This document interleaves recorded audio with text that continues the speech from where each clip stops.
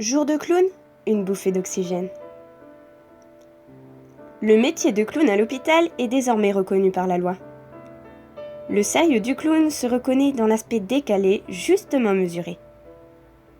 Chaque semaine, ils partent à la rencontre des enfants malades et de parents inquiets dans l'espoir de les faire rire. Tous les clowns de l'association ont un second emploi, mais c'est celui de clown à l'hôpital qui est le plus sérieux. Paradoxal ?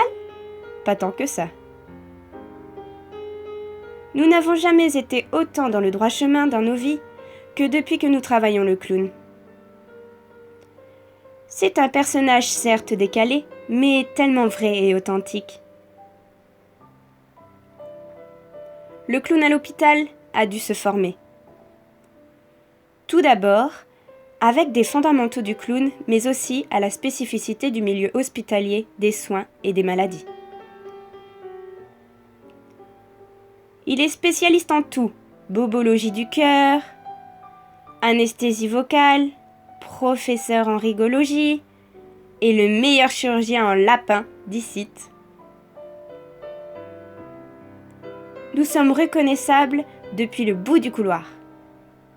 Des vêtements colorés, justement décoordonnés, un nez rouge et un chapeau rigolo. Les clowns de l'association ne sont volontairement pas maquillés, afin de ne pas induire de la peur chez les enfants, et pour rester dans une relation forte, de regard à regard, sans se cacher derrière le maquillage. Dans leur poche, il y a des accessoires variés, comme des petits instruments de musique, des jeux de cartes pour des tours de magie, ou du produit à bulles pour les tout petits. Nous avons un vrai rôle à jouer. Comme tous les clowns hospitaliers, nous avons suivi une formation pointue. L'hôpital est un lieu particulier où tout est très hiérarchisé. Il est indispensable d'apprendre son langage, ses codes et ses protocoles stricts afin de se lancer. Il est nécessaire de maîtriser une partie du jargon médical et les nombreuses règles d'hygiène qui sont primordiales.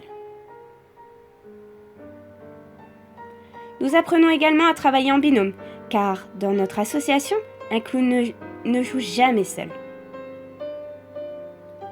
Cette particularité permet d'éviter les maladresses et de rattraper les éventuelles erreurs de son partenaire. Elle permet également, dans les moments difficiles, si un clown flanche, que son coéquipier le soutient.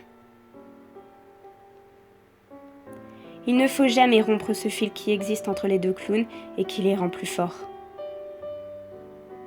Nous avons tous des anecdotes à raconter qui se sont passées soit à l'hôpital, soit au domicile des enfants très malades. Mais lorsqu'un sourire se dessine sur le visage d'un enfant malade, on comprend qu'on a un vrai rôle à jouer. Pour soutenir nos actions, adhérez ou faites un don. Vous participerez ainsi au bonheur des enfants malades.